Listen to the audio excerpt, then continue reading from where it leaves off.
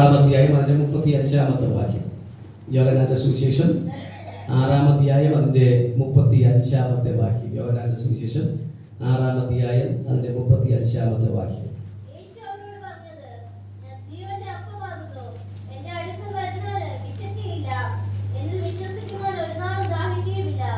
മതി, ഒരു നിമിഷം നമ്മുടെ തലകൾ മടക്കാം, എല്ലാ കണ്ണുകൾ മടക്കാം. ദൈവത്തിൻ്റെ കാരുണ്യം അവിടുത്തെ കൃപയും സർവശക്തനായ ദൈവം നമ്മുടെ മേൽ പകരട്ടെ.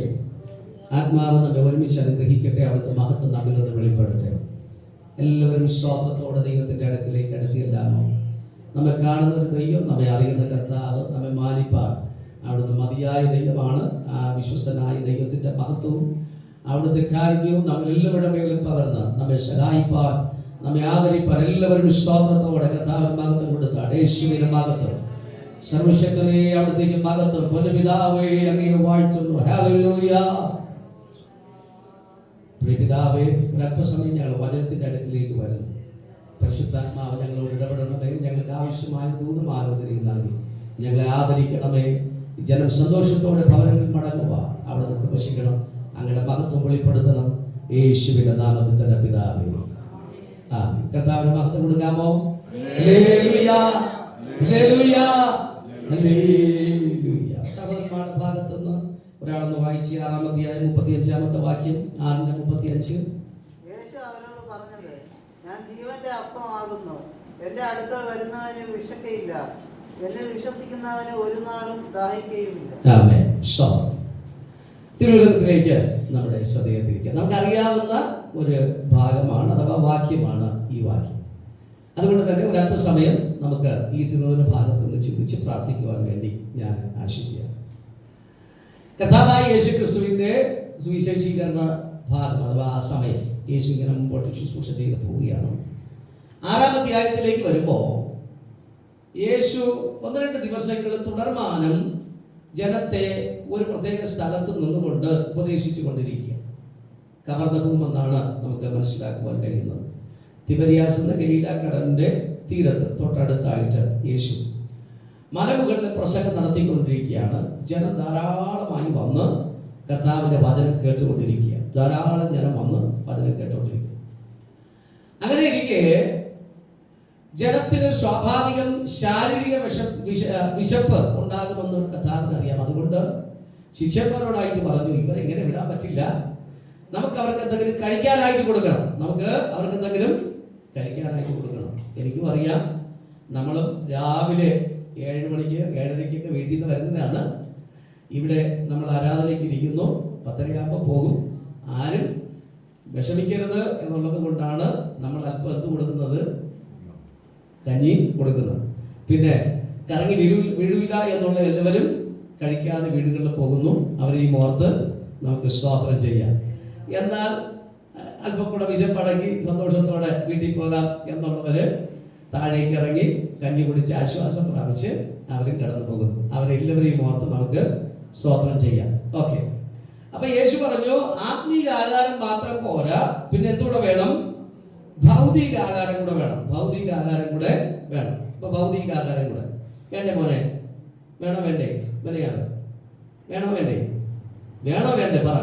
വേണം. അവൻ പറഞ്ഞു വേണം.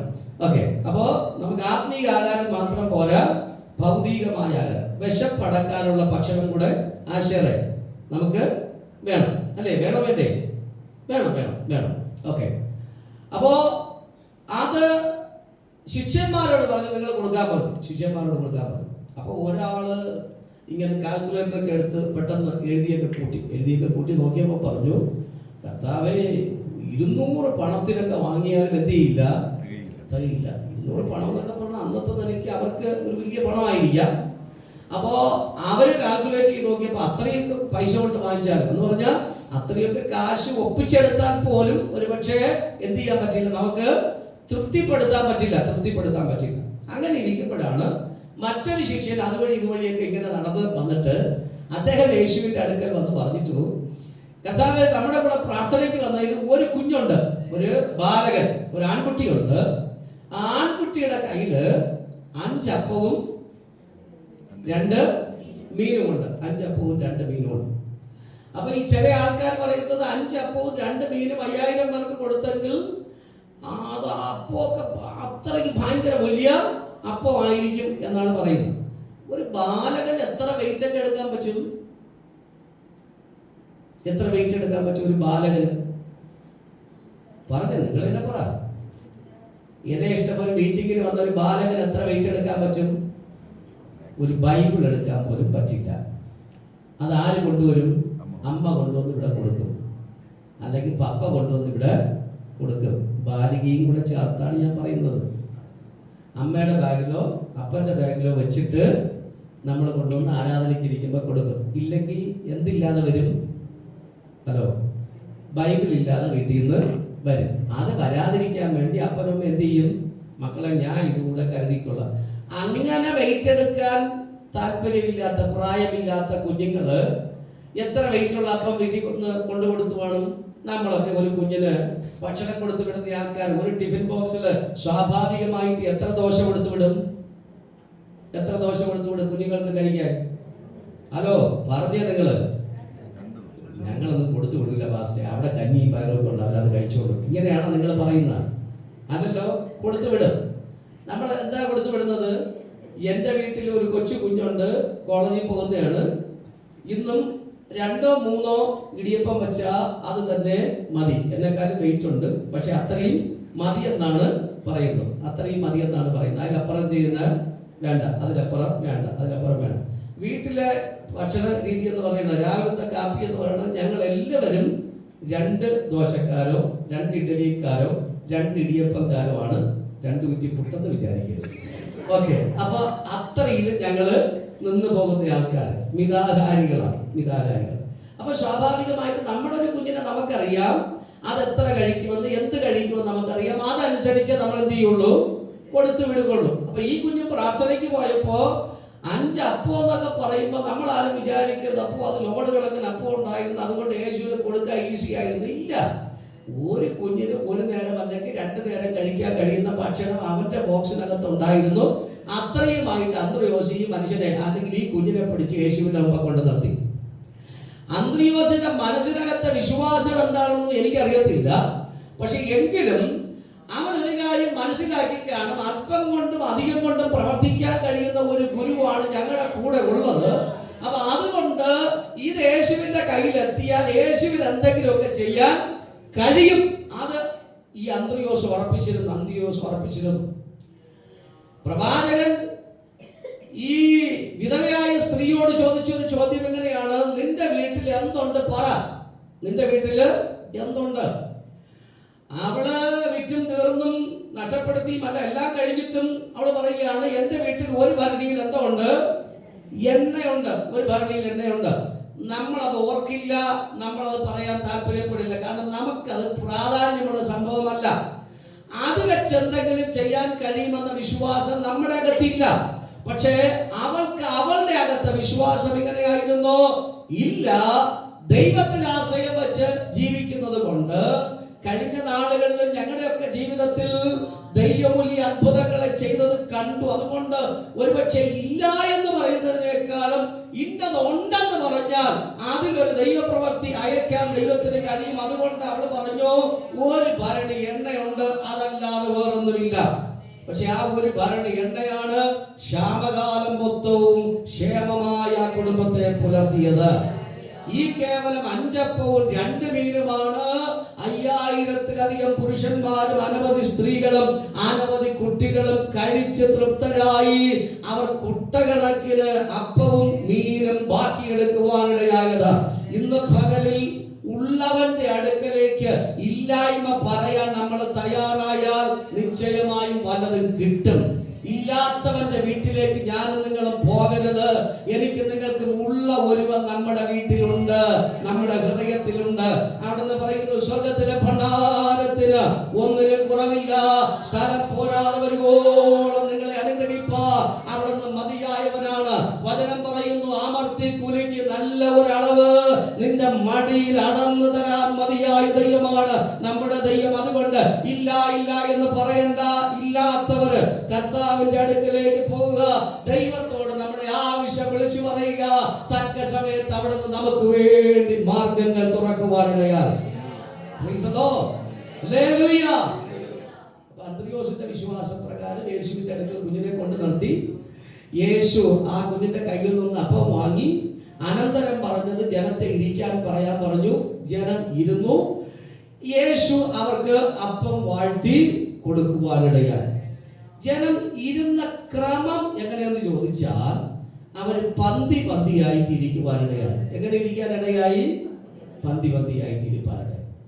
ഇവിടെ നമ്മുടെ സിസ്റ്റം അനുസരിച്ച് ഇപ്പോൾ ഭക്ഷണമൊക്കെ തീൻമേശയിലാണ്, കസേര മേശ ആ സിസ്റ്റത്തിലാണ്. പക്ഷെ താഴെ ഇരിക്കുന്ന ഒരു ശീലം നമുക്കുണ്ടായിരുന്നു. താഴെ ഇരിക്കുന്ന ഒരു ശീലം കല്യാണത്തിനും അതുപോലെ തന്നെ ഫംഗ്ഷൻസും ഒക്കെ പള്ളികളിൽ നടക്കുമ്പോൾ താഴെ ഇരിക്കുന്ന ഒരു ശീലം ഉണ്ടായിരുന്നു. പണ്ട് കാലമാണെങ്കിൽ, കുറേ കാലത്തേക്ക് മുമ്പാണെങ്കിൽ ഓലക്കീറെന്നാണ് പറയുന്നത്. ഓലക്കീറെന്നാണ് പറയുന്നത്. ഓലയുടെ പകുതി സാധനം, പകുതി ഒരു ഓലയെ രണ്ടായിട്ട് മുറിച്ചെടുത്തിട്ട് ഒരു ഭാഗത്തിന് ഒരു ഓലയുടെ കീറെന്നാണ് പറയുന്നത്. കീറിയെടുത്ത ഒരു ഭാഗം. അപ്പൊ അതിനെ നമ്മളിങ്ങനെ നിരത്തിയിടും. നിരത്തിയിട്ടേച്ച് അതിലാണ് എന്ത് ചെയ്യുന്നത്? ആൾക്കാർ ചെന്നിരിക്കുന്നത്. എങ്ങനെ ഇരിക്കുന്നതെന്ന് അറിയാമോ? ആൾക്കാര് മുട്ട് കുത്തിയിരിക്കുവോ? കൈ ഒരു സൈഡിലേക്ക് കുത്തിയിരിക്കുവോ? പിന്നെ ആൾക്കാർ എങ്ങനെയാ കഴിക്കാനിരിക്കുന്നത്? ചമ്മണം പൊട്ടി കഴിക്കാൻ കണക്കിലിരിക്കും. ഇനി ചമ്മണം പൊട്ടി കഴിക്കാനിരിക്കുമ്പോൾ നമ്മുടെ മുൻപിൽ വരുന്നത് ഇലയാണ്. ഇല, തുമ്പല, ഇല മുമ്പിൽ വരികയാണ്. ഇല വരെ കുനിഞ്ഞ് ഭക്ഷണം വാരി കഴിക്കാൻ കഴിയുമായിരുന്നോ? ഇല വരെ കുനിഞ്ഞ് ഭക്ഷണം വാരി കഴിക്കാൻ കഴിയുമായിരുന്നോ? നമുക്ക് കഴിയുമായിരുന്നു. നമ്മള് ഇരിക്കും, കുനിയും, ഭക്ഷണം വാരി കഴിക്കും.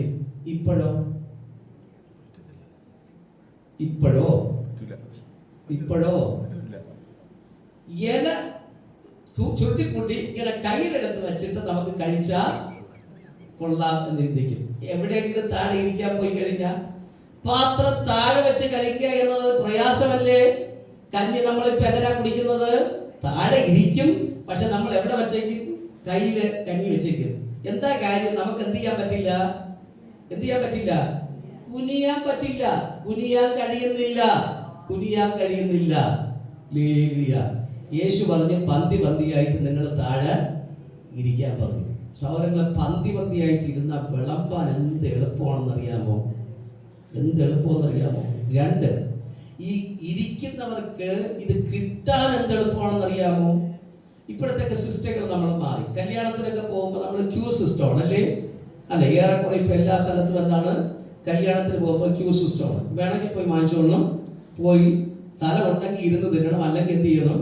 കയ്യിൽ വെച്ച് നിന്ന് കഴിച്ചോളണം. അതാണ് സിസ്റ്റം. അതാണ് ഇപ്പോഴത്തെ സിസ്റ്റം എന്ന് പറയും.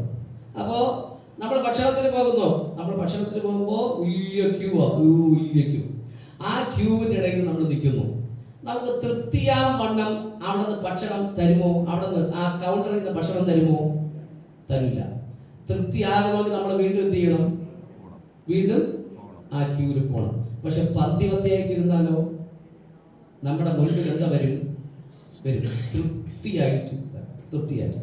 എത്ര പ്രാവശ്യം ചോറിടുന്നതെന്ന് അറിയാമോ? നമുക്കിവിടെ ഒരു പന്തിയിൽ സാധാരണ ചോറിടുന്ന എത്ര പ്രാവശ്യമാണ്? 4 പ്രാവശ്യം അല്ലേ? 4 പ്രാവശ്യം. പരിപ്പ് കറി, സാമ്പാർ കറി, പുളിശ്ശേരി, പിന്നെ രസം, മോര്. ഇതൊക്കെ എന്തോ പാസ്റ്റേ രാവിലെ പറയുന്നതെന്നാണ് നിങ്ങൾ ചിന്തിക്കുന്നത്. ഇതെല്ലാം മുൻപിൽ വരുമോ? ഇല്ലേ? മുൻപിൽ വരും. എല്ലാ ഇലക്കറികളും മുൻപിൽ വരുമോ? വരും. നമ്മൾ ഇരിക്കുന്നിടത്ത് വരും. എന്താ കാര്യം? ശരിക്കും ഇരിക്കുന്നത് കൊണ്ടാണ് വരുന്നത്. ഇന്ന് പലപ്പോഴും എല്ലാം മുൻപിൽ വരാത്തതിന് കാരണം ശരിക്കുള്ള ഇരിപ്പില്ല. സ്വന്തം എല്ലാം മുൻപിൽ വരാത്തതിന് കാരണം ശരിക്ക് ഇരിക്കാൻ നമ്മൾ തയ്യാറല്ല. ശരിക്കും ഇരുന്ന് നോക്കണം. ഒന്ന് മുട്ടൊക്കെ മടക്കി, കാലൊക്കെ ഒന്ന് മടക്കി, ഒറ്റയ്ക്കൊന്ന് പോയി നമ്മുടെ തന്നെ റൂമിനകത്ത് ഒന്ന് ഇരുന്ന് നോക്കണം. ഇരുന്നിട്ട് പറയണം, അപ്പാ എന്റെ ഇല്ലായ്മ ഇതാണ്, എന്റെ അവസ്ഥ ഇതാണ്, എന്റെ പോരായ്മ ഇതാണ്, എന്റെ കുറവ് ഇതാണ്. എനിക്ക് വേണ്ടി അവിടെ നിന്ന് പ്രവർത്തിക്കണമേ. അങ്ങയുടെ ഭണ്ഡാരം ഒന്ന് തുറക്കണമേ, കരവറ ഒന്ന് തുറക്കണമേ. അവിടുത്തെ മഹത്വം എന്നിൽ, എന്റെ കുടുംബത്തിൽ, എന്റെ തലമുറയിൽ ഒന്ന് വെളിപ്പെടുത്തണമേ എന്ന് പറഞ്ഞ പുസ്തകം നമ്മോട് വിളിച്ചു പറയുന്നു. തൃപ്തിയാകും വണ്ണ അതാ വാക്കുപയോഗിച്ചിരിക്കുന്നത്. അമർത്തി കുലുക്കി കവിയുന്ന ഒരു നല്ല അളവ് എന്റെ ദൈവം നമുക്ക് വേണ്ടി നൽകി തരുക. അവിടുന്ന് മതിയായവനെന്ന് ഇന്ന് പകൽക്കാലം നമ്മൾ വിശ്വസിക്കണം. Praise the Lord. Hallelujah. യേശുവിന്റെ മുൻപിൽ വന്ന ജനം കഴിച്ചു, അവർ എഴുന്നേറ്റ് പോയി. പിന്നെ യേശുവിന്റെ പുറകെ ഇവർ വീണ്ടും അന്വേഷിച്ച് നടക്കുകയാണ്. അപ്പോ ഇന്നലെ നിന്നെടുത്ത് ഇന്ന് വന്നപ്പോ യേശു ഇല്ല. യേശുവിനെ അവരെ അന്വേഷിക്കും, പൊന്നു കർത്താവെ കാണാനില്ല, എവിടെ പോയി? പിറ്റേ ദിവസം കണ്ടു, അടുത്ത ദിവസം കണ്ടു, അടുത്ത ദിവസം കണ്ടപ്പോ യേശുവിനോട് ചോദിക്കണം, പൊന്നു ദൈവമേ, കഴിഞ്ഞ ദിവസം എവിടെ ആയിരുന്നു? ഞങ്ങൾ അന്വേഷിച്ച് തിക്കി തിരക്കി നടക്കുകയായിരുന്നു, എന്റെ കണ്ടില്ലല്ലോ, എവിടെ ആയിരുന്നു? അപ്പൊ യേശു ഇപ്പം പറഞ്ഞത്, നിങ്ങൾ എന്നെ കാണാനുള്ള ആക്രാന്തവും ആവേശമൊന്നും അല്ല, നിങ്ങൾ എൻ്റെ കൂടെ വന്നപ്പോ എന്തോ കിട്ടി? ഭക്ഷണം കിട്ടി. ഭക്ഷണം കഴിക്കാനുള്ള ആവേശത്തിലാണ് നിങ്ങൾ എന്നെ അന്വേഷിക്കുന്നത്. ഇന്ന് രാവിലെ ദൈവസന്നിധിയിരിക്കുന്നവരെ, മറപ്പുരയ്ക്കകത്ത് കളയാനുള്ള ലൗകിക ഭോജനത്തെ പേറിയല്ല ഞാൻ നിങ്ങൾ ഈ കർത്താവിനെ സേവിപ്പാൻ ഇറങ്ങി തിരിച്ചത്. ഇതിനപ്പുറമായി എനിക്ക് നിങ്ങൾക്ക് ഒരുക്കപ്പെടുന്ന നിത്യമായ ഒരു ഭോജനമുണ്ട്. അത് ദിനംതോറും പ്രാപിച്ചാൽ മാത്രമേ എനിക്ക് നിങ്ങൾക്ക് ഒരുക്കപ്പെട്ട നിത്യതയെ പുൽകുവാൻ കഴിയുള്ളൂ. അത് തിരിച്ചറിയുന്നത് കൊണ്ടാണ് ഈ യേശുവിന്റെ പുറകെ ഞാൻ നിങ്ങളെ പോകുന്നത്. അങ്ങനെ ആയിരിക്കണം ദൈവസഭയിലെ വിശ്വാസികൾ. യേശു പറയുന്നത്, നിങ്ങൾ അങ്ങനെ ഈ ലഘുവായ ഭക്ഷണത്തിന് വേണ്ടി എന്റെ പുറകെ വരണ്ട. എന്റെ പുറകെ വരാൻ നിങ്ങൾക്ക് ആഗ്രഹമുണ്ടെങ്കിൽ അത് ദൈവികാകാരത്തിന് വേണ്ടി വരണം. ദൈവികാകാരത്തിന് വേണ്ടി വരണം. അപ്പൊ ജനത്തിന്റെ ചോദ്യം, അങ്ങൊരു അത്ഭുതം ചെയ്ത് കാണിക്കുകയാണെങ്കിൽ ഞങ്ങള് അങ്ങയുടെ പുറകെ വരാം. അങ്ങൊരു അത്ഭുതം ചെയ്ത് കാണിക്കുകയാണ്. ഉടനെ ഈ കൊടുത്ത അപ്പത്തോട് സാമ്യപ്പെടുത്തി ഒരു സംഭാഷണം അവിടെ ഉണ്ടായി. ജനം പറയുകയാണ്, ഞങ്ങളുടെ പിതാക്കന്മാർ മരുഭൂമിയിൽ ജീവിച്ചിരുന്നു. എങ്ങനെയാ ജീവിച്ചിരുന്നത്? മന്ന ദൈവം സ്വർഗത്തിൽ നിന്ന് കൊടുത്ത് ഞങ്ങൾ ജീവിക്കുവാനിടയായി, ഞങ്ങളുടെ പിതാക്കന്മാർ ജീവിക്കുവാനിടയായി. യേശു അതേ തൊട്ടിട്ട് പറഞ്ഞു, മന്ന മരുഭൂമിയിൽ നിങ്ങൾക്ക് നൽകിയത് മോശയല്ല, എന്നെ അയച്ച എന്റെ പിതാവാണ് നിങ്ങൾക്ക് മരുഭൂമിയിൽ മന്ന തന്നത്. ഇതാ സാക്ഷാൽ മന്നയായവൻ നിങ്ങളുടെ മുൻപിൽ നിൽക്കുകയാണ്. Hallelujah, hallelujah. ആ മന്ന തന്ന ആൾക്കാർ മരുഭൂമിയിൽ പട്ടുപോകുവാനിടയായി. പക്ഷെ ഇന്ന് പകലിൽ എന്റെ മുൻപിൽ ഇരിക്കുന്ന വിശ്വാസബന്ധത്തോടെ എനിക്ക് പറയുവാനുള്ളത്, യേശു അവനെ നോക്കി പറയുന്നു, എന്നെ തിന്നുന്നവർ എൻ മൂലം ജീവിക്കുവാനിടയാകുക. ഇന്നലകളിൽ ഞാൻ നിങ്ങൾ ഈ ഭൂമുഖത്ത് നിന്ന് പ്രാപിച്ച ഏതൊന്നും നമ്മുടെ ജീവിതത്തെ സ്വർഗത്തിലേക്ക് കൊണ്ടുപോകുന്നതല്ല, മറിച്ച് ദൈവത്തിൽ നിന്ന് പ്രാപിച്ച ചിലതുണ്ട്. അത് നമ്മെ ദൈവത്തോളം കൊണ്ടെത്തിക്കുന്നതാകൊണ്ട് ഈ പകൽക്കാലം നഷ്ടപ്പെട്ടു പോകുന്ന ഒന്നിനെ ഓർത്ത് വിലപിക്കാതെ, മറിച്ച് രക്ഷാകാരണപൂരമാകുന്ന ദൈവപ്രവൃത്തി എന്നിൽ വെളിപ്പെടേണ്ടതിന് അത് പ്രാപിപ്പാൻ, അത് പുൽകാനുള്ള ഒരു വാഞ്ച എന്റെയും നിങ്ങളുടെയും അകത്തുണ്ടാക്കിയെടുക്കണം. അപ്പൊ ഇത് പറഞ്ഞപ്പോ ജനത്തിന് ഭയങ്കര ആവേശം. മരിക്കാതെ ഒരു ഭക്ഷണം, എന്നേക്കും ജീവിക്കുന്ന ഒരു ഭക്ഷണം, അങ്ങനെയാണെങ്കിൽ ആ ഭക്ഷണം ഞങ്ങൾക്ക് വേണം, ആ ഭക്ഷണം ഞങ്ങൾക്ക് വേണം. അതുകൊണ്ട് നമ്മൾ വായിച്ച ഭാഗത്തേക്ക് വരുമ്പോ യേശു ഒരു വിശദീകരണം കൊടുക്കുകയാണ്. ദൈവത്തിന്റെ അപ്പമോ സ്വർഗത്തിൽ നിന്ന് ലോകത്തിന് ജീവനെ കൊടുക്കുന്നത് ആകുന്നു. 34-ാമത്തെ വാക്യം, 34-ാമത്തെ വാക്യം. അവർ അവനോട്, കർത്താവേ, ഈ അപ്പം എപ്പോഴും ഞങ്ങൾക്ക് തരണേ. പെട്ടെന്ന് ജനത്തിന് മനസ്സിലായി, എന്താണ് ഈ അപ്പം സ്വർഗത്തിൽ നിന്ന് വരുന്നതാണ്. ഈ അപ്പം തിന്നാൽ എന്തോ ഉണ്ടാകും? എന്നേക്കും ജീവൻ ഉണ്ടാകും. യോഹന്നാൻ സുവിശേഷം 4 നമ്മൾ വായിക്കുന്നത്, ശമരിയാക്കാരി സ്ത്രീ യേശുവായിട്ടൊരു സംഭാഷണം നടത്തുന്നുണ്ട്. ആ സംഭാഷണ വേളയില് കർത്താവ് പറഞ്ഞു, ഞാൻ കൊടുക്കുന്ന വെള്ളം കുടിക്കുന്നവരെ പിന്നെ എന്ത് ചെയ്യില്ല, ഒരു നാളും ദാഹിക്കില്ല. ആ സ്ത്രീ പറയുകയാണ്, കിണറുണ്ട്, തൊട്ടി കയറിപ്പെട്ട് ഈ വെള്ളം കോരി മരിക്കുകയാണ് ഞങ്ങൾ ഡെയിലി, ഞങ്ങളുടെ ശരീരമൊക്കെ ക്ഷീണിക്കുകയാണ്, ഇതാണ് ഞങ്ങളുടെ ആകപ്പാടെ ആശ്രയം. അപ്പൊ അതുകൊണ്ട് കോരാതെ കിട്ടുന്ന ഒരു വെള്ളമുണ്ടെങ്കിൽ അത് എനിക്ക് കിട്ടിയെങ്കിൽ കൊള്ളാമായിരുന്നു എന്ന് പറഞ്ഞ് യേശുവിനോട് കേണപേക്ഷിക്കുകയാണ്.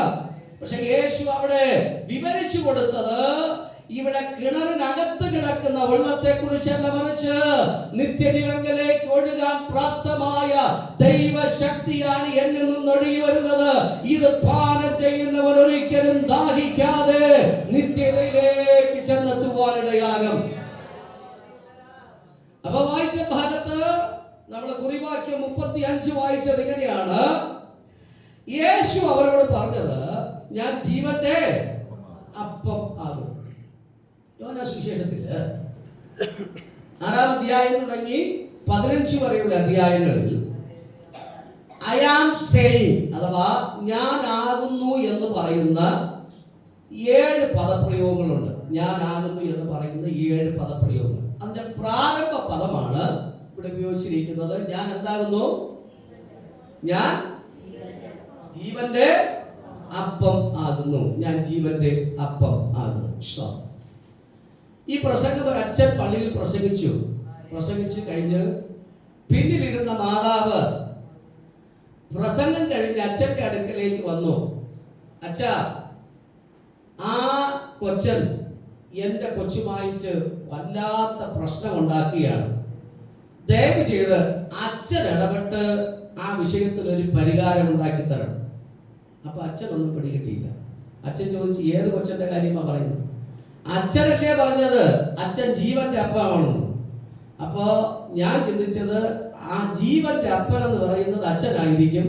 ആ ജീവൻ എന്റെ വീട്ടിലെ കൊച്ചുമായിട്ട് ഇച്ചിരി പ്രശ്നത്തിലാണ്, അതൊന്ന് പറഞ്ഞ് മനസ്സിലാക്കിയിട്ട് വേണം അച്ഛൻ പോകാൻ എന്നാണ് ഞാൻ പറഞ്ഞത്. അപ്പൊ പ്രസംഗം കേൾക്കുന്ന എല്ലാവർക്കും ശരിക്കും എല്ലാ കാര്യങ്ങളും പിടികിട്ടണമെന്ന് നിർബന്ധമല്ല. അപ്പൊ ജീവന്റെ അപ്പനെ കുറിച്ചല്ല ഞാൻ പറയുന്നത്, മറിച്ച് ഞാൻ പറയുന്നത് എന്താണ്? ജീവൻ നൽകുന്ന അപ്പത്തെ കുറിച്ചാണ് പറയുന്നത്. അപ്പൊ യേശു പറയുകയാണ്, ഞാൻ ജീവന്റെ അപ്പമാകുന്നു. വേഗത്തിൽ 6 കാര്യങ്ങളുണ്ടെന്ന് ഓടിച്ചു വായിച്ചു നോക്കി. 8:12 വേഗം ഓരോരുത്തരേക്ക് എടുത്ത് വായിച്ചു, വേഗം വായിച്ചു. 8:12 ഓക്കെ. കുറിച്ചിട്ടുള്ള ഞാൻ ലോകത്തിന്റെ വെളിച്ചമാകുന്നു. I am the light of the world. Okay, ഞാൻ ലോകത്തിന്റെ വെളിച്ചം ആകുന്നു. 10:9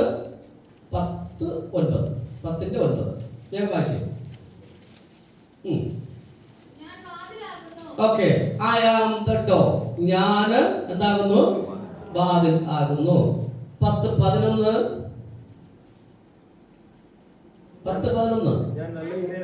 ഞാൻ നല്ല ഇടയനാകുന്നു. I am the good shepherd. 11:25 ഞാൻ തന്നെ പുനരുത്ഥാനവും ജീവനും ആകുന്നു. 14:6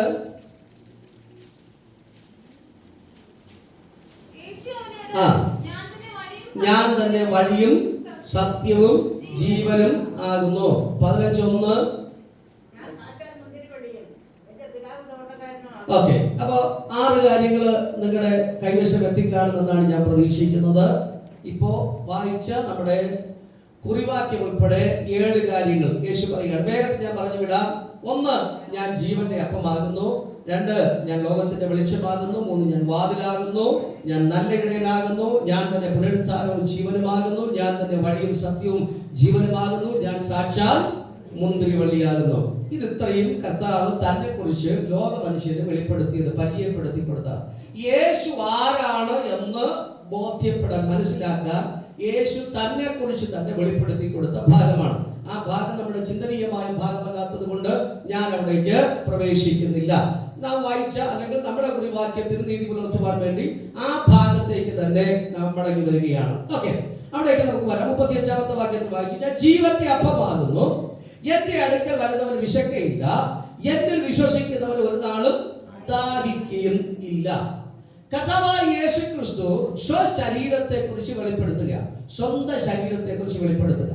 ക്രിസ്തുവിന്റെ ശരീരത്തിന്റെ പ്രത്യേകത, യേശുവിന്റെ അടുക്കലേക്ക് വരുന്നവരെ പ്രാപിപ്പാൻ കഴിയുന്ന ദൈവകൃപ, അതിന്റെ വലിപ്പം, അളവ് എന്ത് എന്നതിനെ കുറിച്ച് ഒരു വിശാലമായ ഒരു വെളിപ്പാട് അല്ലെങ്കിൽ ഒരു വെളിപ്പെടുത്തല് യേശു തന്റെ ചുറ്റുമുള്ള ആൾക്കാർക്ക് പറഞ്ഞ് പരിചയപ്പെടുത്തി കൊടുക്കുകയാണ്. എന്തുകൊണ്ടെന്ന് ചോദിച്ചാൽ, താൽക്കാലികമായ ലൗകിക സുഖത്തിന് വേണ്ടി അല്ല എന്റെ അടുക്കലേക്ക് വരേണ്ടത്. നിത്യമായ ഒന്ന് എന്നിൽ നിന്ന് പുറപ്പെടുന്നു. അതിനുവേണ്ടിയാണ് ദൈവം എന്നെ അയച്ചത്. അതാണ് എന്റെ പ്രത്യേകമായ പ്രവൃത്തി. അതുകൊണ്ട് അത് നിങ്ങളുടെ മുൻപിൽ ഞാൻ പരിചയപ്പെടുത്തുവാൻ ആഗ്രഹിക്കുന്നത് പറഞ്ഞ് യേശു തന്റെ ശരീരത്തെ ഒന്ന് പരിചയപ്പെടുത്തുക, ശരീരത്തെ കുറിച്ച് പറയുക. ഓർക്കുക, യഹൂദന്മാരെ സംബന്ധിച്ച് മനുഷ്യമാംസം അറപ്പാണ്. മനുഷ്യമാംസം ഒരിക്കലും കഴിക്കുവാൻ അവർക്ക് സാധ്യമല്ല.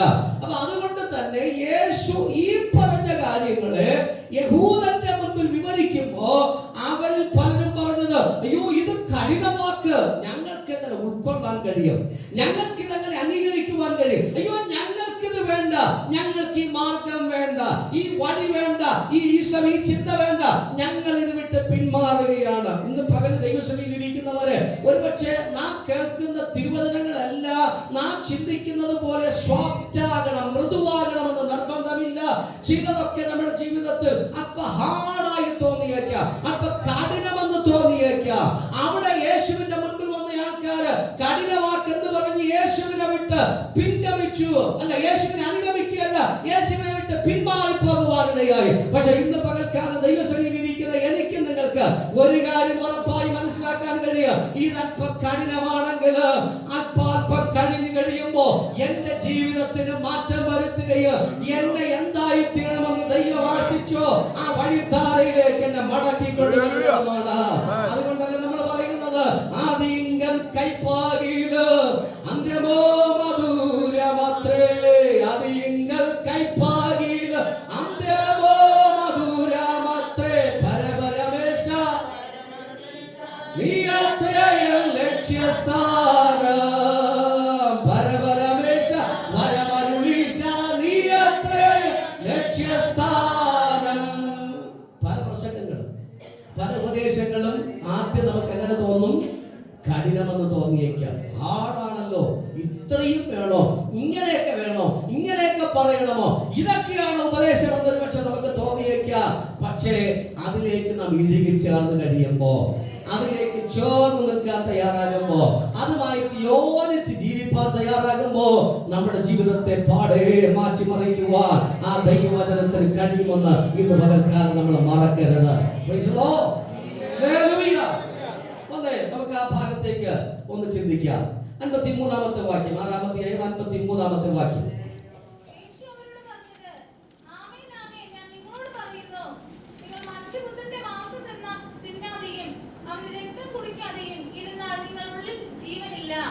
സ്വർഗത്തിൽ നിന്നുള്ള സാക്ഷാൽ അപ്പമായ യേശു ജനത്തിന്റെ മുൻപിൽ നിന്ന് പറയുകയാണ്, ഈ സാക്ഷാൽ അപ്പം എന്ന് പറയുന്നത് ഞാൻ എന്ന വ്യക്തിയാണ്. ഈ ഞാൻ എന്ന വ്യക്തി ഭൂമിയിലേക്ക് വന്നത് നിങ്ങളുടെ രോഗികളെ കേവലം സൗഖ്യമാക്കാൻ വേണ്ടി മാത്രമല്ല, നിങ്ങൾ അനുഭവിക്കുന്ന പൈശാചിക ബന്ധനത്തിൽ നിന്ന് നിങ്ങളെ സ്വതന്ത്രമാക്കാൻ വേണ്ടി മാത്രമല്ല, പിന്നെയോ ഞാൻ ഈ ഭൂമിയിലേക്ക് വന്നത് നിങ്ങൾക്ക് നിത്യജീവൻ തരാൻ വേണ്ടിയാണ്. ഹല്ലേലൂയ.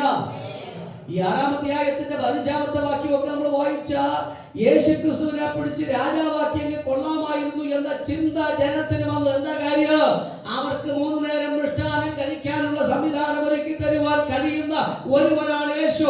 അവരുടെ രാജാക്കന്മാർക്ക് കഴിയാത്തത് യേശുവിലൂടെ അവർക്ക് സാധ്യമാകുമെന്ന് ചിന്തിച്ച് അവർ ഭൗതികതയ്ക്ക് പിന്നാലെ അണയുമ്പോ കർത്താവായ യേശുക്രിസ്തു പറയുന്നു, കേവലം ഭൗതികതയ്ക്കകത്ത് മറഞ്ഞു നിന്ന് നിങ്ങളെ സുരക്ഷിതമായി സംരക്ഷിച്ച് മുൻപോട്ട് പോകുവാൻ ഭൂമിയിലേക്ക് അവതരിച്ചവരല്ല ഞാൻ, മറിച്ച് ഞാൻ എന്തിനായി ഭൂമിയിലേക്ക് വന്നത്?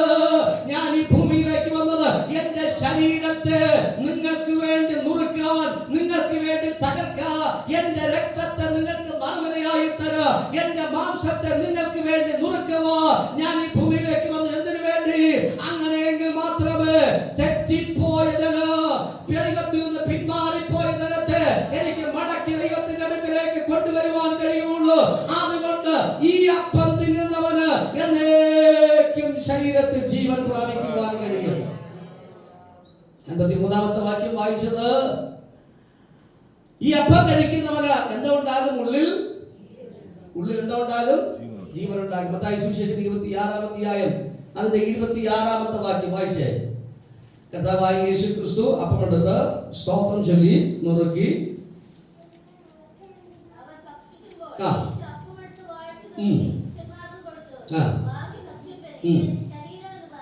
ആ ഇതെന്റെ ശരീരം, ഇത് എൻ്റെ ശരീരം.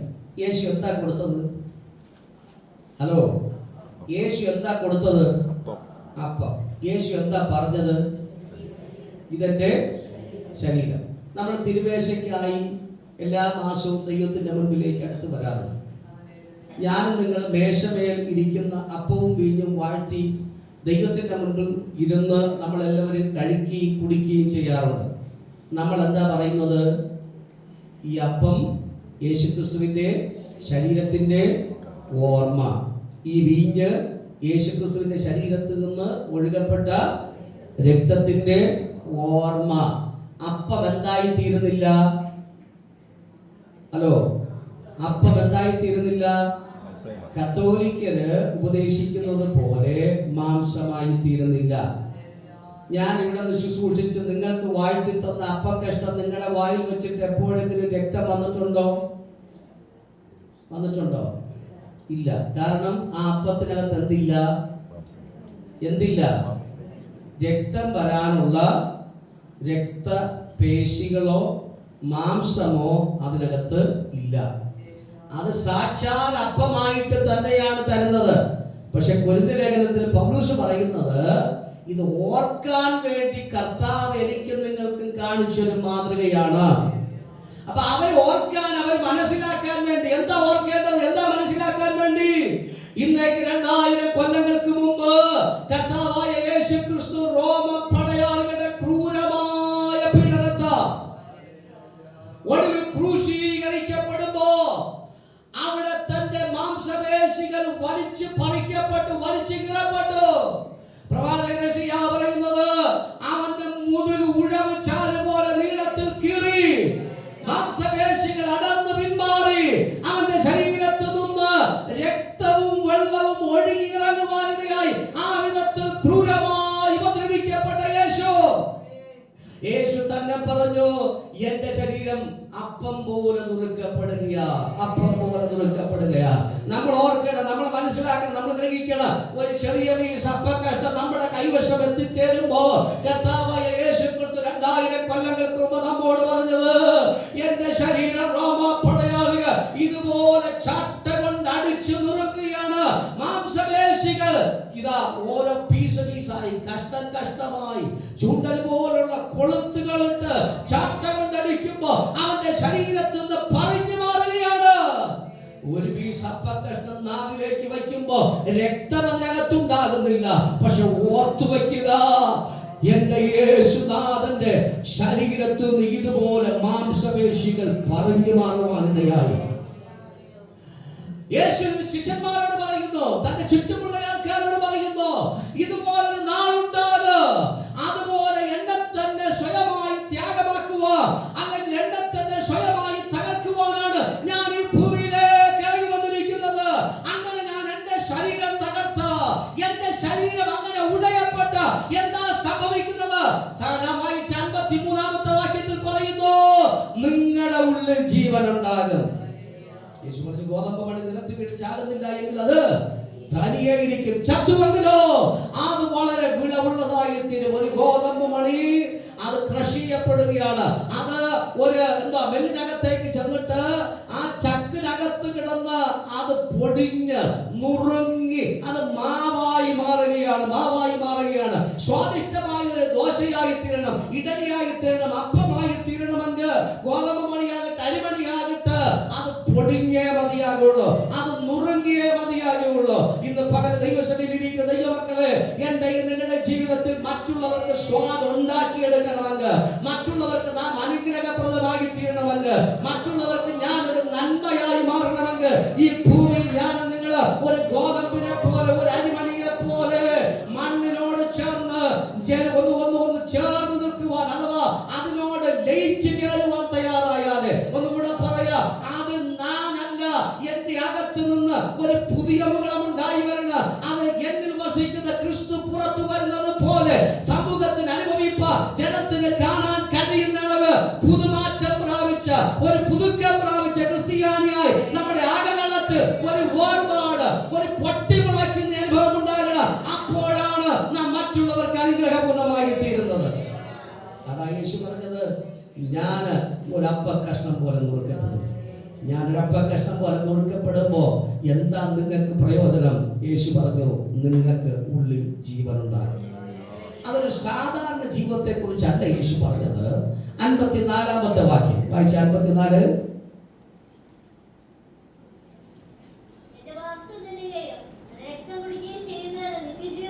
ഓക്കെ, അപ്പൊ സാധാരണ ജീവിതത്തെ കുറിച്ചല്ല യേശു പറഞ്ഞത്.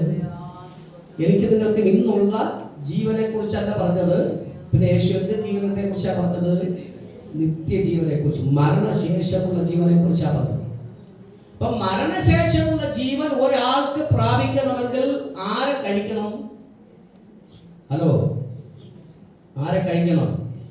യേശുവിനെ കഴിക്കണം. യേശുവിന്റെ മാംസം കഴിക്കണം. യേശുവിന്റെ മാംസം കഴിക്കണം എന്ന് പറയുമ്പോ യേശു തന്റെ മാംസം ഭക്ഷിക്കാൻ വേണ്ടി ആർക്ക് കൊടുത്തതായിട്ട് വേദപുസ്തകത്തിലില്ല. എവിടെയെങ്കിലും നിങ്ങൾ കണ്ടിട്ടുണ്ടോ? ഇല്ല. യേശു ഉദാഹരിക്കുകയായിരുന്നു, എന്റെ ശരീരം ഇതുപോലെ നുറുക്കപ്പെടും, പക്ഷേ ഞാൻ ഈ ഭൂമിയിൽ വീണ്ടും നിങ്ങളെ ചേർക്കാനായിട്ട് വരും. ആ വരുന്നത് വരെ എന്നെ നിങ്ങൾ ഓർക്കാൻ വേണ്ടി ഈ അനുഷ്ഠാനം നിങ്ങൾ നിർവഹിക്കണം. അത് ചെയ്യേണ്ട വിധം ഇങ്ങനെയാണ് എന്ന് യേശു ശിഷ്യന്മാരുടെ മുമ്പിൽ കാണിച്ചു കൊടുക്കുവാൻ ഇടയായി. അതാണ് ഞാനും നിങ്ങളും യേശുവിന്റെ വരവ് വരെ അനുഷ്ഠിക്കുവാൻ ബാധ്യസ്ഥരാകയാൽ ഓരോ മാസവും നമ്മൾ ചെയ്തു വരുന്ന ആത്മീയ ശുശ്രൂഷ, കൂട്ടായ്മ, അപ്പം നുറുക്ക് എന്ന് പറയുന്നത്. ഇവിടെ പറയുന്നത്, ഈ ശുശ്രൂഷയുടെ ഭാഗമാകുന്നില്ല എങ്കിൽ നിങ്ങളുടെ അകത്ത് എന്തുണ്ടാകില്ല? നിത്യജീവൻ ഉണ്ടാകില്ല. നിത്യജീവൻ ഇല്ല എങ്കിൽ, നിത്യജീവൻ അകത്ത് പ്രാപിക്കാത്ത ഒരുവന്റെ ജീവിതത്തിൽ ഒരു ഉയർപ്പ് ഉണ്ടാകത്തില്ല. 44-ാമത്തെ വാക്യം ഒന്ന് വായിച്ചേ. 44. എന്നെ അയച്ച പിതാവ്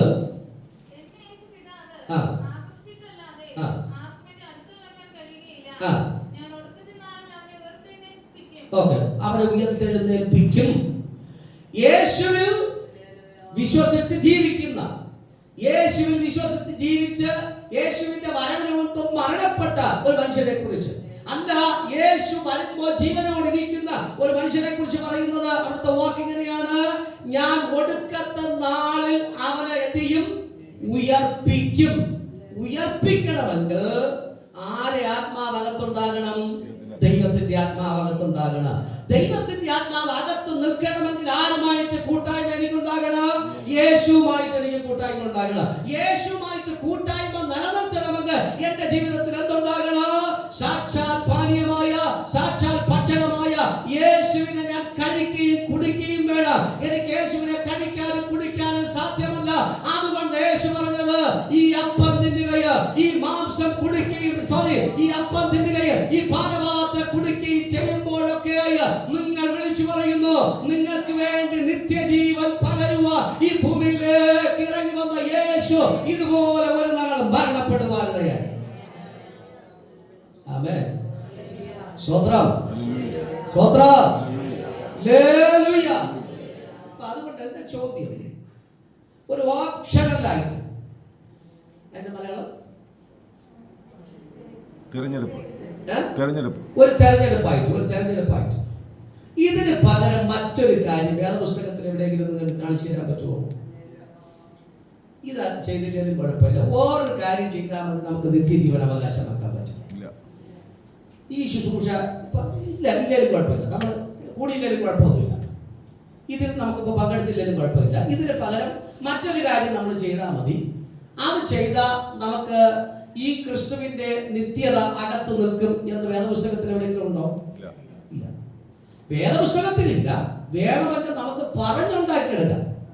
നമ്മൾ പറഞ്ഞുണ്ടാക്കിയെടുക്കുന്ന ഒരുപാട് ഉപദേശങ്ങളുണ്ടല്ലോ, അതിൻ്റെ കൂടെ ഇതുകൂടെ വേണമെങ്കിൽ നമുക്ക് പറഞ്ഞുണ്ടാക്കിയെടുക്കാം. പക്ഷെ പുസ്തകത്തിലില്ല. അതുകൊണ്ട് ഇന്ന് രാവിലെ എന്നെ കേൾക്കുന്ന പ്രിയ സഹോദരങ്ങളെ, കർത്തൃമേശ സമയങ്ങളിൽ ഓപ്ഷനായിട്ട് മാറിയിരിക്കാൻ പുസ്തകത്തിനൊരു വ്യവസ്ഥയില്ല. ഇന്ന് മരിച്ചാൽ ഞാൻ നിങ്ങൾ സ്വർഗത്തിലെത്തണമെങ്കിൽ ഈ കൂട്ടായ്മ ഭയഭക്തിയോടെ ഞാൻ നിങ്ങൾ പ്രാപിപ്പാൻ തയ്യാറാണ്. 57-ാമത്തെ വാക്യം ഒന്ന് വായിച്ച. 57-ാമത്തെ വാക്യം, 57. ജീവനുള്ള പിതാവ്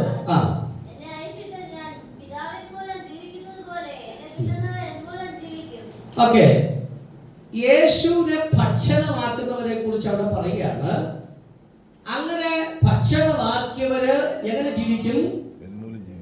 യേശുവിൽ ജീവിക്കും, യേശുവിലൂടെ ജീവിക്കും, യേശു മുഖാന്തരം ജീവിക്കും.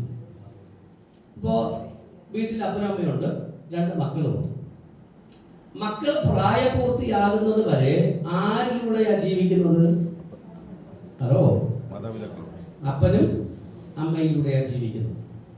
നിങ്ങളുടെ ഫുഡ്, നിങ്ങളുടെ വിദ്യാഭ്യാസം, നിങ്ങളുടെ ബാഹ്യമായ മറ്റ് ഇതര ചെലവുകൾ, ഇതെല്ലാം ആരിലൂടെയാണ് നടന്നു വരുന്നത്? അപ്പനമ്മയിലൂടെ നടന്നു വരുന്നത്, അപ്പനമ്മയിലൂടെയാണ് നടന്നു വരുന്നത്. പക്ഷേ നിങ്ങൾക്കൊരു പ്രായപൂർത്തിയായി സ്വന്തമായി അധ്വാനിച്ചു തുടങ്ങി, അപ്പന്റെയും അമ്മയുടെയും ആശ്രയം ഇല്ലാതെ വരുന്ന ഒരു സമയമുണ്ട്. അപ്പോൾ നിങ്ങൾ പറയും, ഇപ്പൊ ഞാൻ സ്വയംപ്രാപ്തനാണ്, ഞാൻ സ്വന്തമായിട്ട് കാര്യങ്ങൾ ചെയ്ത് എൻ്റെ കാര്യം ഞാൻ നോക്കിക്കൊള്ളാം എന്ന് പറയുന്ന ഒരു പ്രാപ്തി, ആ പ്രായമുണ്ട്. ആ പ്രായത്തിൽ നിങ്ങൾ സ്വയത്തിൽ നിന്നുകൊണ്ട് കാര്യങ്ങൾ ചെയ്യാൻ തയ്യാറാണ്. പക്ഷെ അതുവരെ നമ്മൾ ആരുടെ പുറകെ നിൽക്കുന്നു? അപ്പൻ്റെയും അമ്മയുടെയും പുറകെ നിൽക്കുന്നു. എൻ്റെ ചോദ്യം, ജനിച്ചു വളർന്ന കുഞ്ഞു അമ്മയുടെ പാല് കുടിക്കാൻ തയ്യാറാകാതെ അത് വിസമ്മതിച്ചു കഴിഞ്ഞാൽ അത് എത്ര നാൾ ജീവിക്കും? അമ്മ ഭക്ഷണം കൊടുക്കാതെ, അമ്മ പാല് കൊടുക്കാതെ, അമ്മ ആഹാരം കൊടുക്കാതെ അതെനിക്ക് വേണ്ട എന്ന് പറഞ്ഞാൽ അത് എത്ര നാൾ ഭൂമിയിൽ ജീവിക്കും? ജീവിക്കാൻ ആയുസ് പരിമിതിയായിരിക്കും. ഇന്ന് പകൽ ദൈവസഭയിൽ ഇരിക്കുന്നവരെ, എന്നെ തിന്നുന്നവൻ എന്മൂലം ജീവിക്കും എന്ന വാക്കിന്റെ അർത്ഥം അത് തന്നെയാണ്. എന്നെ തിന്നാത്തവൻ എൻ്റെ കൂടെയുള്ള ജീവിതത്തിൽ നിന്ന് മാറുകയാണ്, അവന് ജീവിപ്പാൻ സാധ്യമല്ല. അതിന്റെ അർത്ഥം അവൻ നിത്യതയിൽ നിന്ന് ദൂരെ നിൽക്കുകയാണ്, നിത്യതയിൽ നിന്ന് അവൻ അകന്ന് മാറി നിൽക്കുകയാണ്. അതിന് ചെറിയ വൈരങ്ങളുടെ പേര്, ചെറിയ മിണ്ടിക്കൂടായ്മയുടെ പേര്, ചെറിയ സംസാര വിഷയങ്ങളുടെ പേര്, ചെറിയ പിണക്കങ്ങളുടെ പേര് ഞാൻ നിങ്ങൾ ശുശ്രൂഷക്കകത്ത് നിന്ന് പിന്മാറി നിൽക്കരുത്. മറിച്ച് ദൈവം എനിക്ക് നൽകി തന്ന ഒരു അവസരമാണ്. വചനം പറയുന്നത് പോലെ ക്രിസ്തുവിൽ വസിപ്പാൻ എനിക്ക് കിട്ടുന്ന ഒരു നല്ല അവസരമാണ്. അത് ഞാൻ വിനിയോഗിക്കുമെന്ന് പറഞ്ഞ് ലഭ്യമാകുന്ന അവസരങ്ങളെ മുഴുവൻ ഞാൻ നിങ്ങൾ ഉപയോഗിക്കാൻ തയ്യാറാകണം. 58-ാമത്തെ വാക്യം, 58-ാമത്തെ വാക്യം.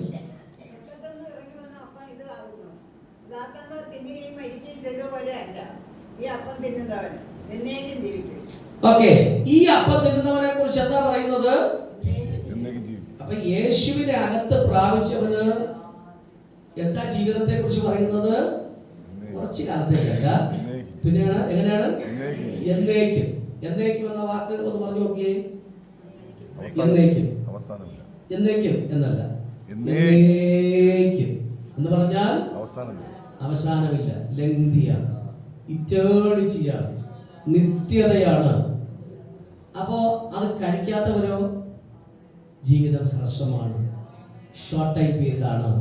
അതുകൊണ്ട് എന്താ സംഭവിക്കുന്നു? അവർക്ക് നിത്യത അവകാശമാക്കാൻ പറ്റില്ല.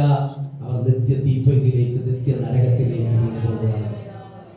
യോഹന്നാൻ സുവിശേഷം 3-ാം അധ്യായം അതിന്റെ 36-ാമത്തെ വാക്യം വായിച്ചു. യോഹന്നാൻ സുവിശേഷം 3-ാം അധ്യായം അതിന്റെ 36-ാമത്തെ വാക്യം.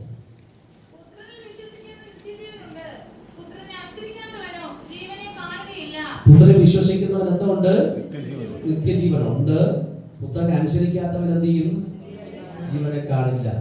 ക്രിസ്തുവിന്റെ പിന്നാലെ പിൻഗമിച്ച്, ക്രിസ്തുവിനെ ഹൃദയത്തിനകത്ത് ഉൾക്കൊണ്ട്, ക്രിസ്തുവിൽ ജീവിച്ച്, ക്രിസ്തുവിനെ ഭക്ഷണമാക്കി പാനീയമാക്കി ജീവിതചര്യ മുഴുവൻ യേശുവുമായി ബന്ധപ്പെടുത്തി പോകുന്നവന് മാത്രമേ വചനം പറയുന്നു നിത്യത അവകാശമാക്കുവാൻ കഴിയുള്ളൂ. നമുക്കറിയാം, ഇവിടെ വീടുകളിലൊക്കെ ആടും പശുവുണ്ട്, ആടും പശുവും. ചിലപ്പോ വീട്ടിന്റെ പുറത്ത് നമ്മളെ കൊണ്ടുവന്ന് കെട്ടും. ഒന്നുകിൽ ഒരു മരത്തിൽ കെട്ടും, അതല്ലെങ്കിൽ ഒരു കുറ്റി അടിച്ച് അതിൽ നമ്മൾ ഈ ആടിനെ പശുവിനെ കെട്ടും. എന്തിനാ പുറത്ത് പോയി കെട്ടുന്ന? ഹലോ, എന്തിനാ പുറത്ത് കൊണ്ടുപോയി കെട്ടുന്നതെന്ന്? ഇച്ചിരി ശുദ്ധവായൊക്കെ കിട്ടിട്ട്, എന്തായാലും ഇതിനകത്ത് കിടന്ന് അങ്ങ് അടഞ്ഞ് കിടക്കുകയാണ്, ഇച്ചിരി ശുദ്ധവായുവൊക്കെ ഇട്ടിട്ട് അങ്ങനെയാണോ കൊണ്ടുവന്ന് പശുവിനെ പുറത്ത് കെട്ടുന്നത്? പിന്നെ എന്തിനാ കെട്ടുന്നത്? ഓക്കെ, അതിന് കഴിക്കാനും കുടിക്കാനും ഒക്കെ, കുടിക്കാൻ ഒരു പക്ഷേ കിട്ടിയില്ലെങ്കിൽ കഴിക്കാനുള്ള അത്യാവശ്യ സംവിധാനങ്ങൾ അവിടെ കിട്ടും, അവിടെ ചുറ്റുവട്ടത്ത് കിട്ടും അല്ലേ? അങ്ങനെയല്ലേ മോസസേ? ഓക്കെ, അപ്പോൾ അതിന് കഴിക്കാനുള്ള അത്യാവശ്യ സാധനങ്ങളൊക്കെ അവിടെ കിട്ടും, അത് കഴിക്കും. പക്ഷേ അതിനെ കെട്ടിയിടാതെ ഫ്രീ ആയിട്ട് വിട്ടാൽ എന്ത് ചെയ്യും?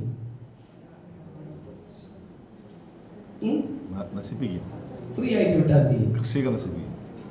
പറഞ്ഞോ, നിങ്ങൾ ഉണ്ട് ഇവിടെ എന്തായാലും ആടുള്ളവരുണ്ട്, പശുവുള്ളവരുണ്ട്.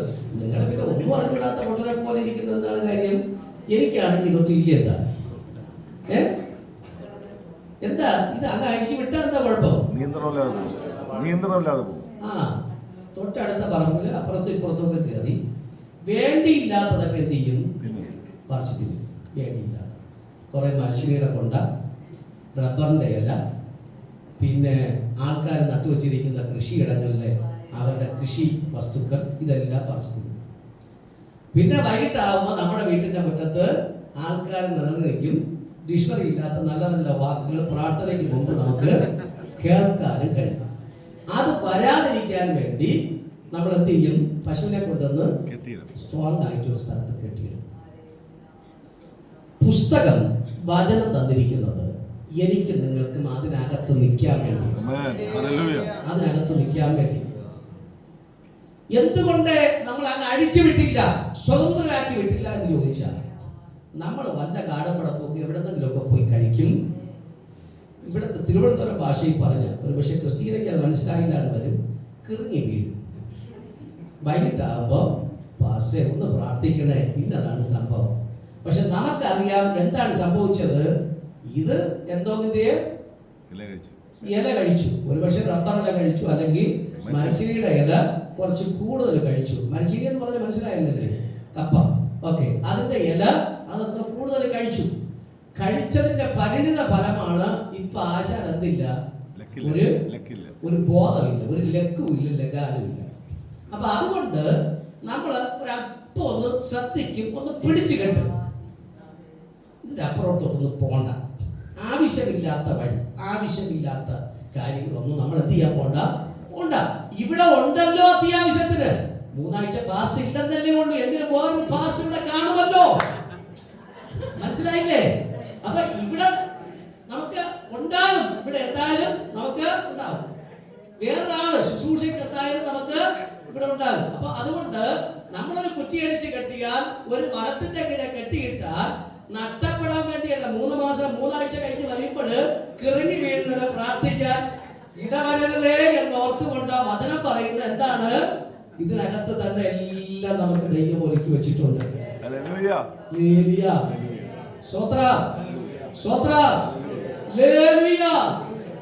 അപ്പൊ അവിടെ പറയുകയാണ്, ഈ വചനത്തിലേക്ക് നമ്മൾ ചെല്ലുമ്പോ, ഈ കൃപയിലേക്ക് ചെല്ലുമ്പോ, കർത്താവിന്റെ അടുക്കിലേക്ക് ചെല്ലുമ്പോ, പുത്രന്റെ അകത്ത് എനിക്ക് നിങ്ങൾക്ക് ബന്ധമുണ്ട്, നിത്യജീവനുണ്ട്. പക്ഷെ പുത്രനെ അവകാശമാക്കാത്തവൻ എന്തില്ല? നിത്യജീവനെ പ്രാപിപ്പാൻ അത് കാണാൻ കഴിയില്ല. അത് അവകാശമാക്കാനൊന്നല്ല, കാണാൻ കഴിയില്ല. അപ്പൊ അതുകൊണ്ട് നിത്യത അവകാശമാക്കണമെങ്കിൽ ആര് വസിക്കണം? ക്രിസ്തു വസിക്കണം. ആരെ കഴിക്കണം? യേശുവിനെ കഴിക്കണം. ആരെ കുടിക്കണം? യേശുവിന്റെ രക്തത്തെ കുടിക്കാൻ തയ്യാറാകണം. യോഹന്നാൻ സുവിശേഷം 5-ാം അധ്യായത്തിന്റെ ഒരു വാക്യം കൂടെ വേഗം വായിച്ചേ, 24-ാമത്തെ വാക്യം, 5:24.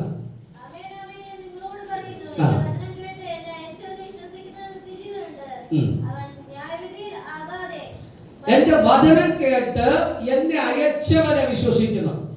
യേശുവിൽ മാത്രം വിശ്വസിച്ചാൽ പോരാ. യേശു പറയാണ് ആരിലും കൂടെ വിശ്വസിക്കണം. അയച്ചത് ആരാണ്? പിതാവായ ദൈവമാണ്. ആ പിതാവായ ദൈവത്തെ കൂടെ ആര് വിശ്വസിക്കണം? ഞാൻ നിങ്ങൾ വിശ്വസിക്കണം. ഇന്ന് ചിലർക്കൊക്കെ ആര് മതി? യേശു മതി, യേശു മതി, യേശു മതി, യേശു മതി. പല ആൾക്കാരുടെയും പ്രാർത്ഥനയിലും പല ആൾക്കാരുടെയും പ്രസംഗത്തിലും സംസാരത്തിലും യേശു എന്ന പദമല്ലാതെ മറ്റൊരു പദത്തിലേക്ക് ആരും കടക്കാറില്ല. യേശുവിനോട് പ്രാർത്ഥിക്കുക. ആക്ച്വലി വേദപുസ്തകത്തിൽ യേശു പഠിപ്പിച്ച പ്രാർത്ഥന ആരോട് പ്രാർത്ഥിക്കാനാ? സ്വർഗസ്ഥനായ ഞങ്ങളുടെ പിതാവേ. ആരില്ല നിർത്തുന്നത്? കർത്താവായ യേശു ക്രിസ്തുവിന്റെ നാമത്തിൽ. ഹല്ലേലൂയ, സ്തോത്രം. അപ്പൊ പ്രാർത്ഥനകളെല്ലാം ദൈവത്തോടാണ്. അതേ സമയത്ത് ആരിലൂടെയാണ് ഞാൻ നിങ്ങൾ പ്രാർത്ഥിക്കുന്നത്? യേശുവിലൂടെയാണ് പ്രാർത്ഥിക്കുന്നത്. പ്രാർത്ഥിക്കാനുള്ള ത്വര അഥവാ പ്രാർത്ഥിക്കാനുള്ള ആവേശം അകതളത്തിൽ നൽകി തരുന്ന ആരാണ്? പരിശുദ്ധാത്മാവ്. അപ്പൊ നമ്മുടെ പ്രാർത്ഥനയിൽ നമ്മൾ മുഴുവനായി മനസ്സിലാക്കാൻ കഴിയുന്ന ആരെയാണ്? പിതാവ്, പുത്രൻ, പരിശുദ്ധാത്മാവിനെ നമുക്ക് മുഴുവനായി അനുഭവിച്ചറിയുവാനായിട്ട് കഴിയും. ലോകജ്ഞാനം നോട്ടം തികച്ചു സ്വർഗ്ഗേ വിരുദിനായി ലോകജ്ഞാന നോട്ടം തികച്ചു സ്വർഗ്ഗേ മറന്നീടും ഞാൻ മറുരൂപമായി പരമേശ്വരാജൻ സന്നിധോ മറന്നീടും ഞാൻ മറുരൂപമായി പരമേശ്വരാജൻ സന്നിധോ ദൂരസംഗമാകവേ എന്നെ എതിരേക്കുവാൻ സദാ സന്നദ്ധനായി നീളുന്നേ ശുഭ്രവസ്ത്രധാരിയ എന്റെ പ്രിയന്റെ മുൻപിൽ ഹല്ലേലൂയ പാടിടും ഞാൻ. ശുഭ്രവസ്ത്രധാരിയ എന്റെ പ്രിയന്റെ മുൻപിൽ ഹല്ലേലൂയ പാടിടും ഞാൻ. നിത്യതയ്ക്കായി ഒരുങ്ങുന്ന ദൈവമായത് ആരെ കൂടെ ചേർത്ത് പിടിച്ചോന്ന്? ക്രിസ്തുവിനെ ഭൂമിയിലേക്ക് അയച്ച ദൈവത്തെ കൂടെ, പിതാവായ ദൈവത്തെ കൂടെ ചേർത്ത് പിടിക്കുവാൻ തയ്യാറാകണം. വേഗത്തിൽ വായിച്ച് എന്റെ വാക്കുകൾ ഞാൻ ചുരുക്കാം. 56-ാമത്തെ വാക്യം, 6-ാം അധ്യായം 56-ാമത്തെ വാക്യം.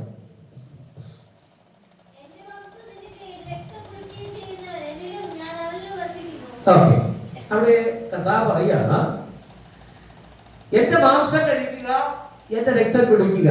അങ്ങനെ ചെയ്താൽ അവൻ എന്നിൽ വസിക്കും, ഞാൻ അവൻ വസിക്കും. എങ്ങനെ ഈ വാസം ഒന്നൊന്ന് ചിന്തിച്ചു നോക്കുക. ഇതെങ്ങനെ കഴിയുന്നത്? ഞാൻ ഒരാളിൽ വസിക്കും, ആ ആള് എന്നിൽ വസിക്കും. നമുക്കൊക്കെ 2 പേരുള്ളവരൊന്ന് കൈകോർത്തി. 2 പേരുള്ളവർ, 2 പേരെന്ന് പറയുമ്പോൾ നിങ്ങൾ കൈ താഴ്ത്തി. നാട്ടുകാരെ വിളിക്കുന്ന പേരല്ല ഞാൻ പറഞ്ഞത്. നിങ്ങളുടെ പേര് നിങ്ങൾ സ്പെല്ല് ചെയ്യുമ്പോൾ, നിങ്ങൾ പറയുമ്പോൾ തന്നെ ഒരു പേരല്ല 2 പേരാണ് ചേർത്ത് പറയുന്നത്. 2 പേരാണ് ചേർത്ത് പറയുന്നത്. 2 പേരാണ് ചേർത്ത് പറയുന്നത്. ഓക്കെ, ഒരാൾ 2 പേരുള്ള ഒരാൾ പേര് പറഞ്ഞേ. Justin Paul. Justin Paul. Ajith Kumar. Okay, ആനിയല്ലേ? Okay, Justin Paul. ഈ പോൾ ആരാ? പൗലോസ്. പൗലോസ്. വേറെ 2 പേരുള്ള ഒരാൾ പറഞ്ഞേ. Hannah. Okay, Hannah John. Hannah John. ഇവിടെ പലർക്കും പേരുണ്ടെങ്കിലും ഞാൻ ഉദ്ദേശിച്ച പേരുകളൊന്നും അല്ല പലരുടെയും പേരുകൾ. Okay, Hannah John. ഹന്ന ആരുടെ പേരാ? ഹന്ന ആരുടെ പേരാന്ന്? ഹന്നയുടെ പേര്. ഈ ജോൺ ആരുടെ പേരാ? അപ്പന്റെ പേര്. പക്ഷെ ഈ ഹന്ന ജോൺ ആരുടെ പേരാ? ഹന്നയുടെ പേര് അല്ലേ? ആണോ അല്ലേ? ഹന്ന ആരുടെ പേരാ? ഹന്നയുടെ പേര്. ജോൺ ആരുടെ പേര്? ആക്ച്വലി അപ്പന്റെ പേര്. പക്ഷേ ഹന്ന ജോൺ എന്ന പേര് ആരുടെ പേരാ? അപ്പോ അപ്പൻ മോളിലും മോള് അപ്പനും. മനസ്സിലായില്ലേ? ഇനി പലരുടെ പേരുകൾ നമുക്ക് മനസ്സിലാക്കാൻ പറ്റില്ല. അപ്പോ ഹന്നയുടെ വല്യപ്പച്ചന്റെ പേരാണ് അല്ലേ ജോൺ എന്ന് പറയുന്നത്. ഹന്നയുടെ വല്യപ്പച്ചന്റെ പേര്. ഹന്നയുടെ പപ്പയുടെ പേരെന്ന് പറയുന്നത് ജൂബി ജോൺ എന്നാണ്. ഓക്കെ,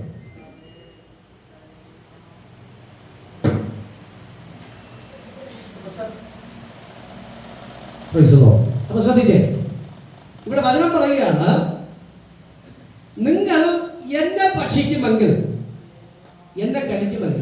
ഞാൻ ആരിലുണ്ടാകും? എന്നിലുണ്ടാകും. ഞാൻ നിങ്ങളിലുണ്ടാകും. അപ്പം നിങ്ങളിൽ ഞാൻ ഉണ്ടാകുമ്പോ നിങ്ങൾ എന്നിലും ഉണ്ടാകും. അതിന്റെ അർത്ഥം നമ്മൾ രണ്ടല്ല, നമ്മൾ ആമേൻ. ഒന്നാണ്. ഒന്നായി മാറും. ഹല്ലേലൂയ. നമ്മൾ ഒന്നായി മാറും. ആരൊന്നായി മാറും? ഈ സാധാരണക്കാരനായ ഒന്നുമല്ലാത്ത, ഹല്ലേലൂയ. പേരില്ലാത്ത, ആമേൻ. പെരുമയില്ലാത്ത, ആമേൻ. ആർക്കും പ്രത്യേകിച്ച് എടുത്തു പറയാൻ ഒന്നുമില്ലാത്ത ഹല്ലേലൂയ. ദരിദ്രവാസിയായ നമ്മെ കുറിച്ച് ദൈവം തമ്പുരാൻ പറയുന്നു, നിങ്ങൾ എന്റെ അകത്ത് വന്ന ഞാൻ നിങ്ങളുടെ അകത്ത് വരും. ഹല്ലേലൂയ. നിങ്ങൾ എന്റെ അടുത്ത് വന്ന ഞാൻ നിങ്ങളുടെ അടുത്ത് വരും. അതിന്റെ അർത്ഥം എന്ന് പറയുന്നത്, നമ്മെ കാണുന്നവർ നമ്മെയല്ല കാണുന്നത്, നമ്മുടെ അകത്ത് വ്യാപരിക്കുന്ന ദൈവത്തെ കാണുവാനിടയാകാം. നമുക്കെതിരായിട്ട് നിൽക്കുന്നവൻ നമുക്കെതിരായിട്ടല്ല നിൽക്കുന്നത്, പൊന്ന് തമ്പുരാനെതിരായിട്ടാണ് നിൽക്കുന്നത്. ദൈവത്തിനെതിരായിട്ട് നിന്നവൻ ഇതുവരെയും ഒരിടവും ജയിച്ചിട്ടില്ല. അവൻ പരാജയപ്പെട്ടിട്ടേ ഉള്ളൂ. അതുകൊണ്ട് ഇന്ന് പകൽക്കാലം ആത്മാർത്ഥമായി എനിക്ക് പറയുവാൻ കഴിയുക, ഈ യേശുവിനെ അകത്ത് പ്രാപിച്ചത് എല്ലാ കാലത്ത് നിത്യത അവകാശമാക്കി ക്രിസ്തുവിനോടൊപ്പം വാഴുവാനിടയാകും. ഹല്ലേലൂയ. യോഹന്നാൻ 15:4 വചനത്തിൽ വായിക്കുന്നു, എന്നിൽ വസിപ്പിൻ ഞാൻ നിന്നിലും വസിക്കും. കൊമ്പിന് മുന്തിരിവള്ളിയിൽ വസിച്ചിട്ടല്ലാതെ സ്വയമായി കായ്പാൻ കഴിയാത്തതുപോലെ നിങ്ങൾക്ക് എന്നിൽ വസിച്ചിട്ടല്ലാതെ കഴിയില്ല. യോഹന്നാന്റെ ലേഖനം 2-ാം അധ്യായം 24-ാം വാക്യത്തിൽ കർത്താവ് പറയുന്നത്, കേട്ടത് നിങ്ങളിൽ വസിച്ച പുത്രനിലും പിതാവിലും വസിക്കും.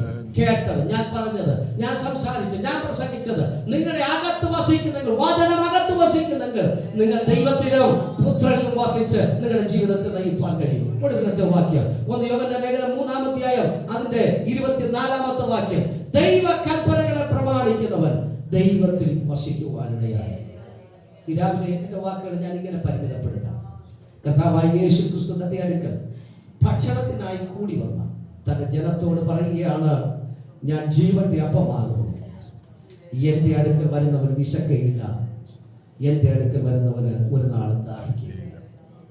ആ യേശു തന്റെ ചുറ്റുകൂടിയ തന്റെ ജനത്തോട് വിളിച്ചു പറഞ്ഞു, ഈ എന്നെ നിങ്ങൾ സ്വീകരിക്കാതെയോ നിങ്ങൾ ചേർത്ത് പിടിക്കാതെ ഇരുന്നാൽ എനിക്ക് നിങ്ങൾക്ക് തമ്മിൽ ഒരു കൂട്ടായ്മയില്ല.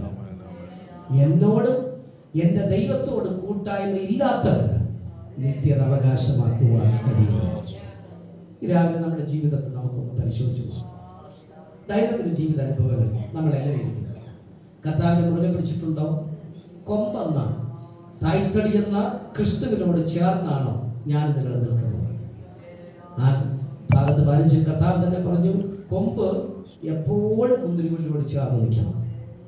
എപ്പോഴും മുന്തിരിവള്ളിയോട് ചേർന്ന് നിൽക്കണം. ഇല്ല എങ്കിൽ അതുകൊണ്ട് പ്രയോജനമില്ല, അഥവാ അതിന് കായ്ക്കാൻ സാധ്യമല്ല. എൻ്റെ നിങ്ങളുടെയൊക്കെ ആത്മഭൗമ ജീവിതത്തിൽ ചിലപ്പോഴെങ്കിലും വല്ലപ്പോഴെങ്കിലും ഒഴുകിപ്പോകുന്ന ഒഴുക്കുകൾ മുൻപിൽ വന്നേക്കാം. ചേരാൻ കഴിയാതെ, കൂടാൻ കഴിയാതെ, പോകാൻ കഴിയാതെ, പ്രാർത്ഥിക്കാൻ കഴിയാതെ, ആരാധിപ്പാൻ കഴിയാതെ, ദൈവത്തോട് ഏറ്റെടുക്കുവാൻ കഴിയാതെ, ദൈവമായിട്ടുള്ള ബന്ധത്തിൽ ഇടുക്കി മുൻപോട്ട് പോകുവാൻ കഴിയാതെയുള്ള വിള്ളലുകൾ, പാളിച്ചകൾ, തകർച്ചകളൊക്കെ എൻ്റെ നിങ്ങളുടെയും ഒക്കെ ജീവിതത്തിൽ വന്നു പോയേക്കാം. പക്ഷെ ഇന്ന് പകൽക്കാലം ആത്മാവിനെ വിളിച്ചു പറയട്ടെ, ഓടി ദൈവത്തിന്റെ അടുക്കലോട്ട് വന്നു കർത്താവിനോട് പറയണം, പോലെ പിതാവേ, അറിവിലോ അറിയായ്മയിലോ എങ്ങനെയോ സംഭവിച്ചു പോയതാണ് എൻ്റെ ജീവിതത്തിലെ വീഴ്ച. പക്ഷെ ഇന്ന് ഞാൻ ഗ്രഹിക്കുന്നു, ഞാൻ മനസ്സിലാക്കുന്നു, ഞാൻ മടങ്ങി വരുന്നു. അവിടെ തന്നെ സഹായിപ്പാൻ എൻ്റെ അടുക്കലോട്ട് വരണം. എന്നെ കൂടെ ഒന്ന് ചേർത്ത് പിടിച്ചോ. എന്നെ കൈവിടരുത്, എന്നെ ഉപേക്ഷിക്കരുത്. ഞാൻ അങ്ങയിൽ നിൽക്കാൻ ആഗ്രഹിക്കുന്നു. എന്നിൽ അവിടെ നിന്നുണ്ടാകണം. എന്നെ നിശ്ചയമായും അങ്ങയോടൊപ്പം എനിക്ക് ആയിരിക്കാൻ കഴിയുമെന്ന് ഞാൻ പൂർണ്ണമായി വിശ്വസിക്കുന്നു. അതിനെന്നെ അവിടെ സഹായിക്കണം. ഒരു നിമിഷം തലങ്ങൾ ഉണക്കാം. കണ്ണുകൾ